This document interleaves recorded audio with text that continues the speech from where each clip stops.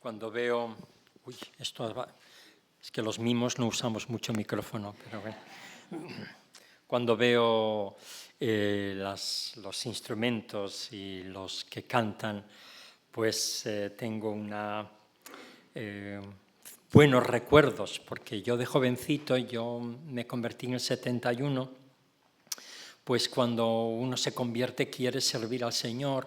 Yo venía del teatro, yo quería hacer mimo en la iglesia y entonces yo me convertí en tolrá, para los que sois de por aquí, que sepáis de lo que estamos hablando, ¿no? Y claro, yo quería servir al Señor y yo le dije al pastor, le dije, yo quiero servir al Señor, y él me dijo, ¿y qué sabes hacer? Digo, ¿yo sé hacer mimo? No. En la iglesia, sobre todo en las iglesias evangélicas, la palabra es lo más importante. Bueno, pues le dije, bueno, entonces, ¿qué hago? Si no puedo hacer mimo. Y entonces me dijo, oye, ¿por qué no vas por las calles a dar tratados? Eso estoy hablando de los años 70, por las calles de Barcelona, yendo con folletos por allí. Estuve haciendo eso todos los fines de semana durante 2 años. O sea que al final ya el brazo ya dolía de tanto repartir. Así que volví al pastor y le dije, ¿ya he pagado penitencia o ya puedo hacer mimo ahora o qué? Y me dijo, no. Entonces le dije, bueno, ¿entonces qué hago? Y dice, mira, ¿por qué no estás con la escuela dominical, con los niños? Así que estuve con los niños durante 2 años, allí sirviendo como pude. Con los niños era complicado. Allí empecé a perder el pelo yo, digo yo. Total que volví al pastor y le dije, bueno, ¿qué? Ya puedo, ya se puede. Claro, como yo ya había crecido un poco más, habían pasado un tiempo, me dice, ¿por qué no trabajas con jóvenes? Así que trabajé con jóvenes 2 años. Claro, ya empecé a perder la paciencia y entonces un día le dije al pastor, querido pastor. Lo de querido fue un poco así. Bueno, total que lo intuyó y le dije, ¿puedo hacer mimo ya en la iglesia o qué? Y entonces él me miró con ojos de pastor, con corazón de pastor, y me dijo, ¿por qué no cantas en el coro? Así que canté en el coro 2 semanas. Cuando el pastor me oyó cantar, dijo, Carlos, dedícate al mimo porque esto no es lo tuyo. Bueno, suena chiste, hay mucha verdad en ese chiste y me imagino que muchos hemos pasado por ahí, no solo yo, que uno tiene un talento, un don, una habilidad y quiere servir al Señor con él y muchas veces nos ponen trabas. Y entonces uno va perdiendo la paciencia y al final hasta llega a olvidarse de su talento y de su don. He contado esta anécdota tantas veces que al final llega un momento que te la crees, ¿no? Que dices, ¿será verdad? Porque suena chiste, ¿no? Parece que, ¿sabes el Club de la Comedia? Que uno se aprende el texto y lo dice un montón de veces. ¿Será verdad? Pues hace unos años me encontré con el pastor Luis Ramos en Alicante y cuando me vio me dice, ¿y sigues haciendo mimo? Y dije, sí, a pesar de los muchos noes que te dimos. Sí. Y él me dijo, pues a veces el Señor tiene que usar los noes de los pastores para probar y ver si ese don es de verdad o no. Así que si alguna vez el pastor te dice que no, tú no te fíes demasiado del no. El no es una especie de prueba para ver si es verdad o no. El texto bíblico que escogí para comentar con vosotros es un texto que yo lo miré siempre como actor, ¿no? Como actor dedicado al mimo. Quizá otros, yo qué sé, teólogos mirarán el texto de otra manera. Si alguien es carpintero lo verá de otra, si es pescador también, si es un taxista, si alguien es médico, depende de la profesión que uno tiene, pues verá el texto bíblico de una manera o de otra. Y por el hecho de dedicarme al teatro, pues yo lo leí de otra manera. No la voy a cambiar, el texto está ahí. Es Juan capítulo 21, del 1 al 14. Yo puse al 13, pero en el 14 también se incluye. Dice que después de esto Jesús se manifestó otra vez a sus discípulos junto al mar de Tiberias y se manifestó de esta manera. Estaban juntos Simón Pedro, Tomás llamado el Dídimo, Natanael el de Caná de Galilea, los hijos de Zebedeo, otros dos de sus discípulos, y Simón Pedro les dijo: voy a pescar.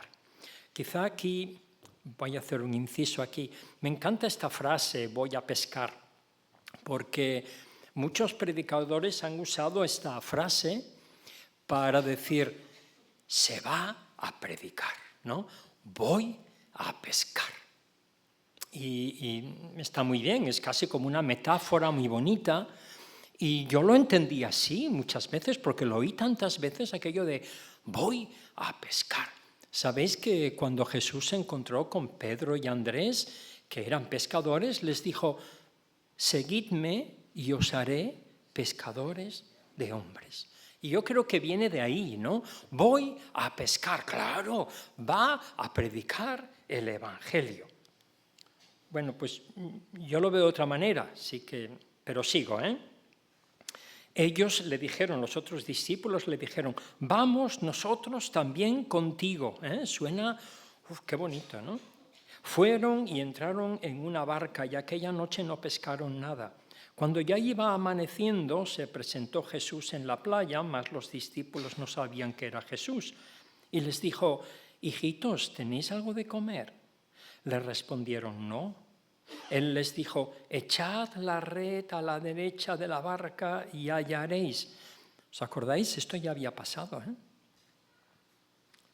Entonces la echaron y ya no la podían sacar por la gran cantidad de peces. Entonces aquel discípulo a quien Jesús amaba dijo a Pedro, es el Señor.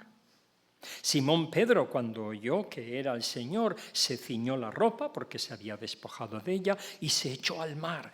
Y los otros discípulos vinieron con la barca arrastrando la red de peces, pues no distaban de tierra sino como 200 codos. Al descender a tierra vieron brasas puestas y un pez encima de ellas y pan. Jesús les dijo, traed de los peces que acabáis de pescar.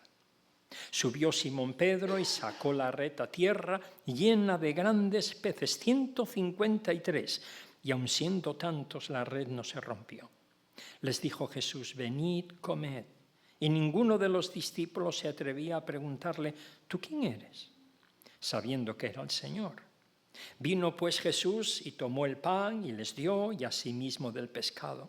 Y el versículo 14 dice, esta era ya la tercera vez que Jesús se manifestaba a sus discípulos después de haber resucitado de los muertos. Y yo digo, si era la tercera vez, ya sabían que estaba resucitado, ¿no? Jesús se presentó a varios discípulos, se presentó a María Magdalena, se presentó a 2 mujeres, se presentó a 2 discípulos que iban a Emaús, se había presentado a varias personas. Juan dice que era la tercera vez, pero cuando lees los evangelios ves que se presentó a varios. El caso es que los discípulos sabían que Jesús había resucitado. Y se dice que cuando uno sabe que su maestro, su Jesús, ha resucitado, debe estar gozoso, ¿no? Y feliz y contento. O sea que Cristo ha resucitado, vamos, yo voy a predicar, no a pescar. ¿Qué hacen ahí Pedro y unos discípulos? ¿Qué hacen en la playa? Si Jesús ha resucitado, no tendrían que estar por ahí hablando de la gran buena noticia. ¿Qué hacen en la playa? La clave para entender lo que está pasando ahí está en la lista de los discípulos, porque no están los 11, hay solo 7.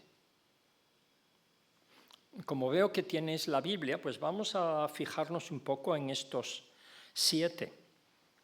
El Evangelio está escrito por Juan, y Juan parece ser que nos quiere dar muchos detalles de quiénes están ahí en la playa.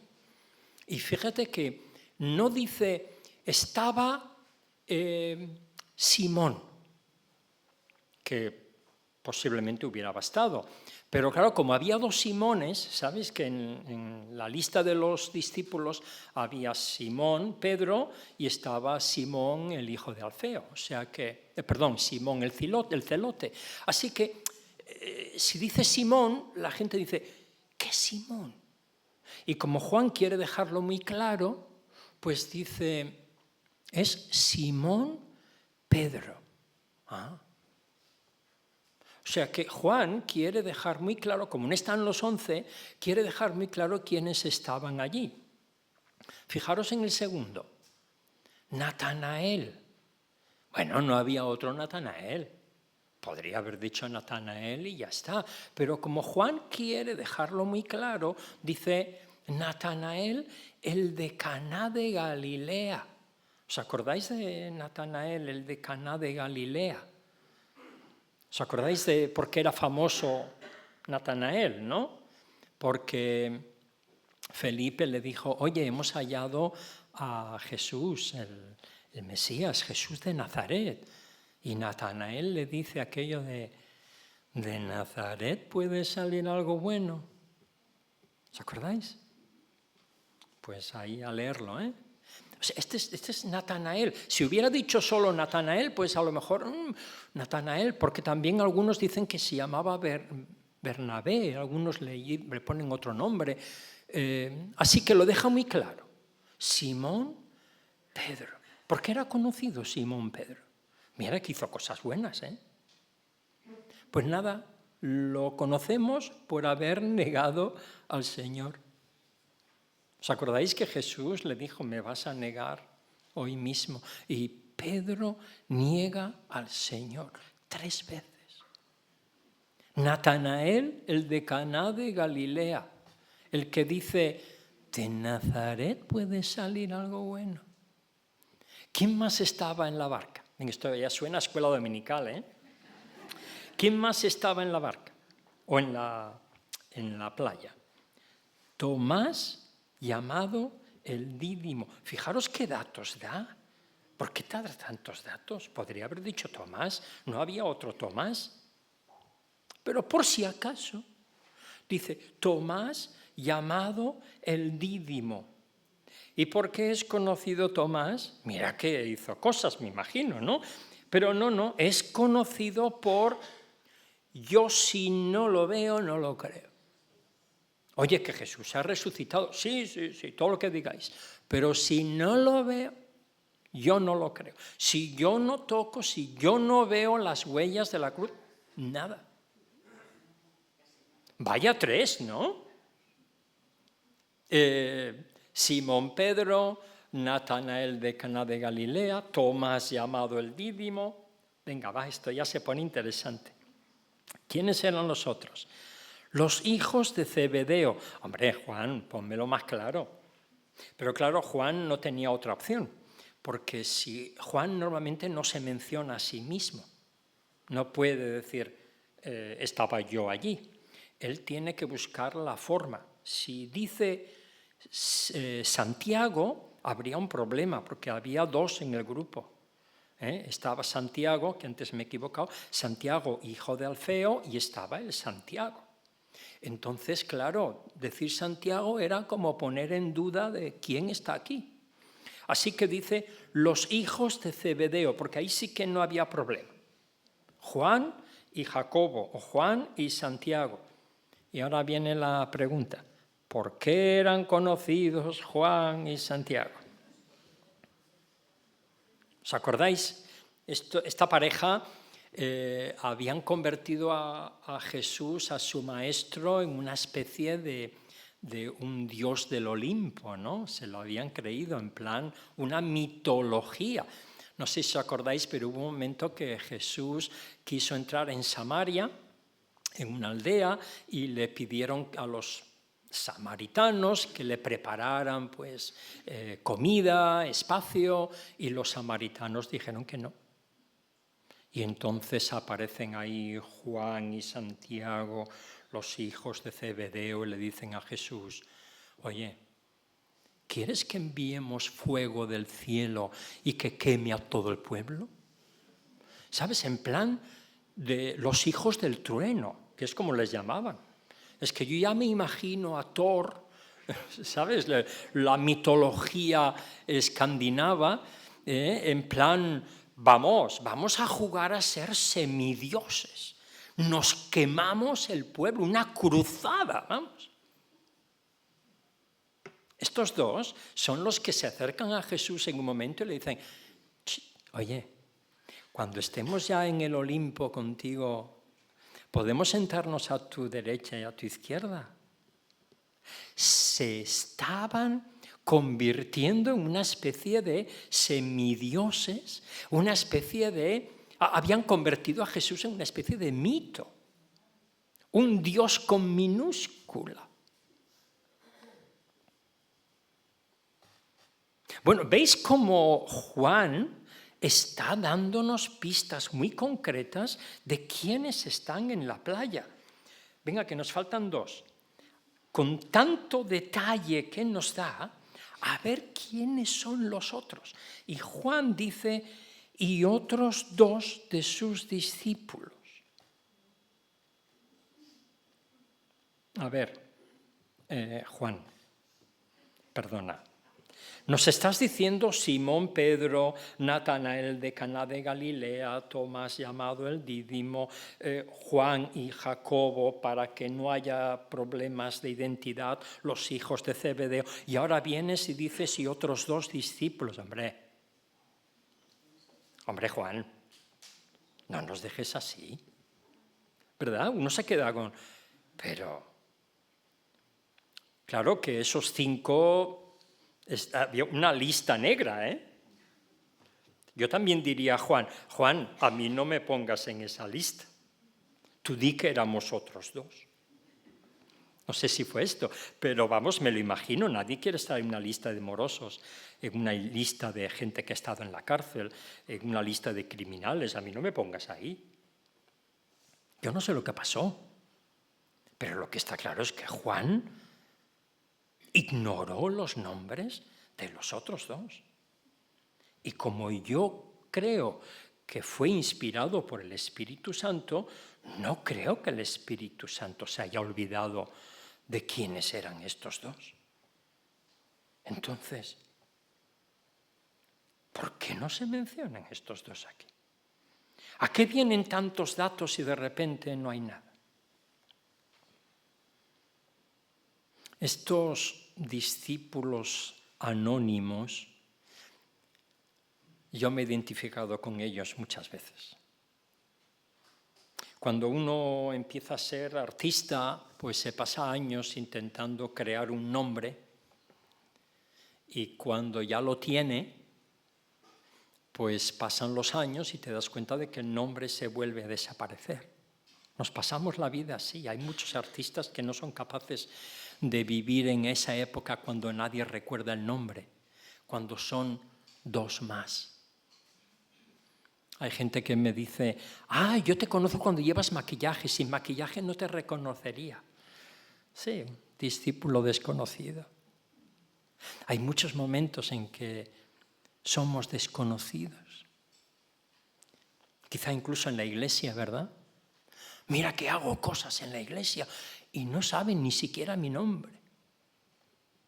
Mira que ponen la lista de todos los que están ayudando en la iglesia y no han puesto el mío.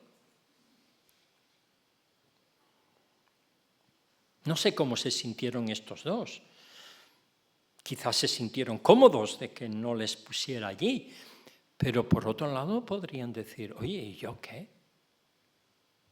¿Y yo qué? Hay gente que usa seudónimos para pasar desapercibido. Hubo una época cuando, y hablo incluso de Cataluña, hubo una época cuando escritoras no podían poner su nombre porque nadie las tomaba en serio y usaba seudónimos con nombres de hombre. O sea, eran anónimas. Y hay gente que prefiere ser anónimo, ¿eh? A mí no me...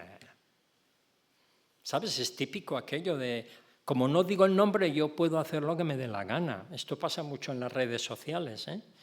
Uno dice lo que le da la gana, pero no pone el nombre.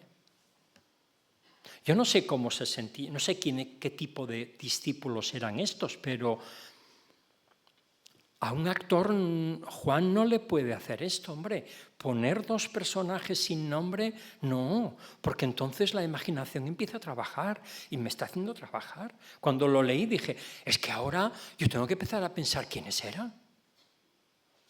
Serían, yo qué sé, Andrés y Felipe. Serían Mateo y el otro Judas. ¿Sería el otro Santiago? Uno empieza a darle vueltas. Y eso es lo bueno. Yo he empezado a hacer una lista, no esta semana, sino durante mucho tiempo. He hecho una lista de gente que podría ser. Y entonces uno se asusta, ¿eh? ¿Podría ser aquel jovencito que dio la merienda para multiplicar los panes y los peces? ¿Podría ser uno de ellos? Porque ya sabéis que había muchos discípulos. Cuando hablamos de los 12 o de los 11, son los discípulos, pero diríamos que los separamos, ¿no? Son los apóstoles, pero había discípulos, había un montón. ¿Sería este chavalín? Uy. ¿Sería Lázaro? ¿Me seguís, no? Claro, eran dos, podía ser una pareja. Matrimonio. Podría ser el matrimonio de Caná de Galilea, ¿os acordáis? Que vieron cómo Jesús cambió el agua en vino. Y puestos a rizar el rizo, ¿no sería uno de ellos el centurión que dijo verdaderamente este es el Hijo de Dios? ¿No serían dos mujeres, Marta y María? La mujer samaritana y la mujer adúltera. ¿Por qué Juan nos omite los nombres ahí? Cuando Jesús está preparando la entrada en Jerusalén, dice que envió 2 de sus discípulos a buscar el asno, ¿no? El burro, el pollino. Envió a 2 discípulos.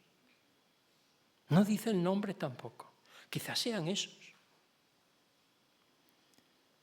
Cuando estaba preparando la última cena, también envió a 2 discípulos. No sé cómo te sientes esta mañana, si te sientes como Simón Pedro, como Natanael de Caná de Galilea, como Tomás llamado el Dídimo, como los hijos de Zebedeo, porque posiblemente, y yo me incluyo, pues todos hemos hecho algo parecido alguna vez en nuestra vida. Alguna vez le hemos negado, alguna vez hemos dudado de él, Alguna vez lo hemos menospreciado, alguna vez lo hemos convertido en un mito, en un Dios más. No podemos compararnos con estos dos porque no sabemos quiénes eran, pero podemos compararnos con los otros 5. Y ahora permitidme que os diga algo. Si Jesús no hubiera resucitado, Pedro podría decir, bueno, yo negué a un amigo, que está mal, negué a un maestro, que está mal, pero no negué al Hijo de Dios. De alguna manera me siento un poco mejor. Si Jesús no hubiera resucitado, Natanael diría, sí, ya os lo dije, de Nazaret no puede salir nada bueno. Si Jesús no hubiera resucitado, Tomás sería el héroe, pero si ya os lo dije, que yo no me lo creía. Si Juan y Jacobo se enterasen de que Jesús no ha resucitado, dirían, bueno, ya lo sabíamos, era un mito. Pero la resurrección de Cristo rompe todas las mitologías. Y a la vez hace más grande el pecado. Así que Pedro se siente fatal. Es ese remordimiento de, es que he negado al Hijo de Dios.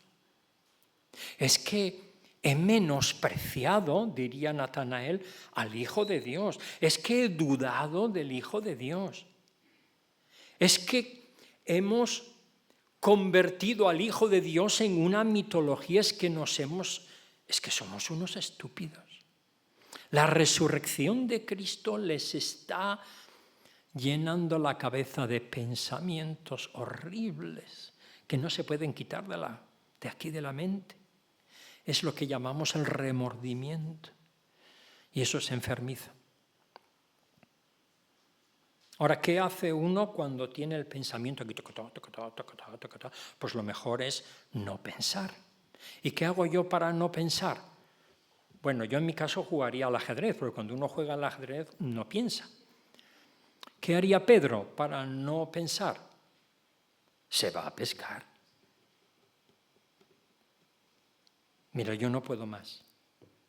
Jesús ha resucitado y yo le negué. Yo necesito hacer algo, yo no puedo estar aquí. Me voy a pescar.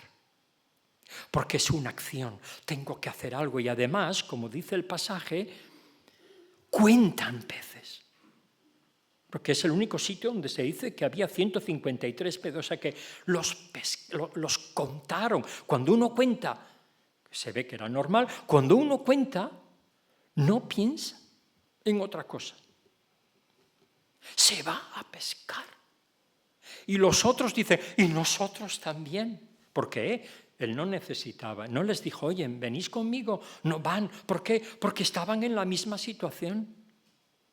El Señor ha resucitado, no me lo puedo quitar de la cabeza. Es que he negado al Dios vivo. No solo a un amigo o un maestro, es que... Y se van a pescar. Todos, incluso los dos que no sabemos el nombre. Que podrían haber dicho, nosotros no tenemos nada. Se van a pescar para no pensar.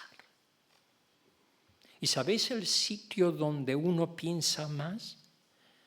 Cuando va a pescar y no pesca nada. Toda la noche intentando pescar y no pescaron nada.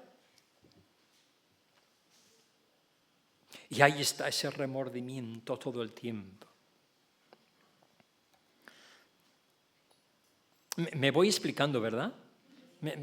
La historia está ahí, ¿no? Es mi forma de verlo, ¿eh?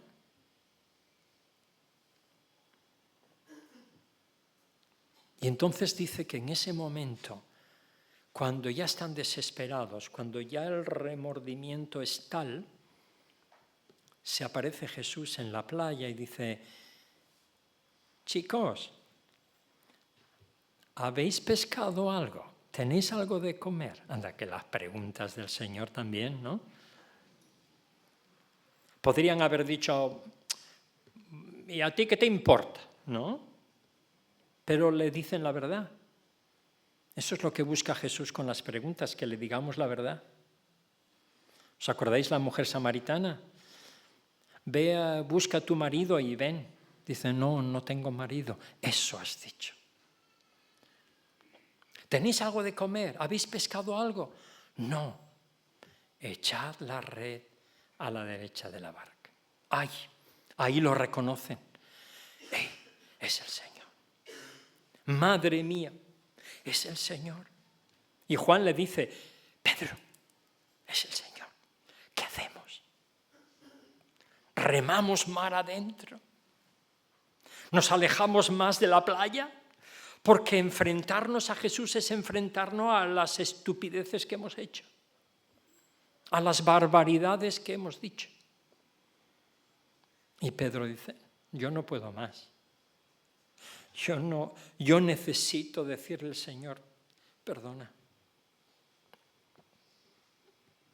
Y se lanza a enfrentarse al Señor. Remordimiento es angustioso. Menos mal que Jesús sigue a la orilla diciendo, estoy aquí.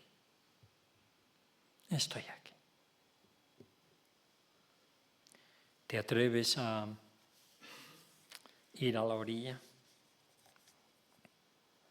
Sabemos quiénes eran Simón Pedro y esos 5 discípulos, los otros 2 no.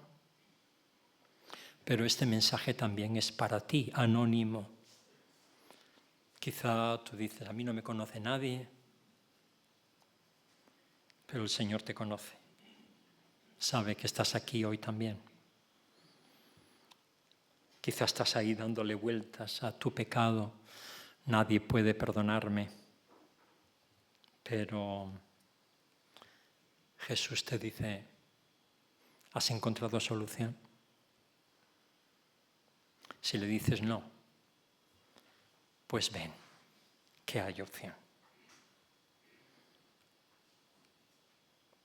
Y si alguna vez, hermano, hermana, te sientes como ese desconocido, como esos desconocidos, que sepas que los desconocidos siempre estamos ahí. No sé si os suena Joaquín Sabina, cantante relativamente conocido en España. En Alemania no lo conoce nadie. Y mira que es conocido. Allí no lo conoce nadie. Seguro que no sabéis quién es un tal Gronemeyer. ¿Os suena de algo aquí? Este es el Joaquín Sabina alemán. Llena estadios. Pero aquí no lo conoce nadie. ¿Cuántas veces pensamos que sí, mi nombre? No. Lo importante de estos 2 desconocidos, como os podéis imaginar, también pensé, ¿y no será que Juan lo hizo adrede para que pudiéramos ponernos nosotros ahí? Y había 2 más. Tienes toda la libertad de poner tu nombre ahí.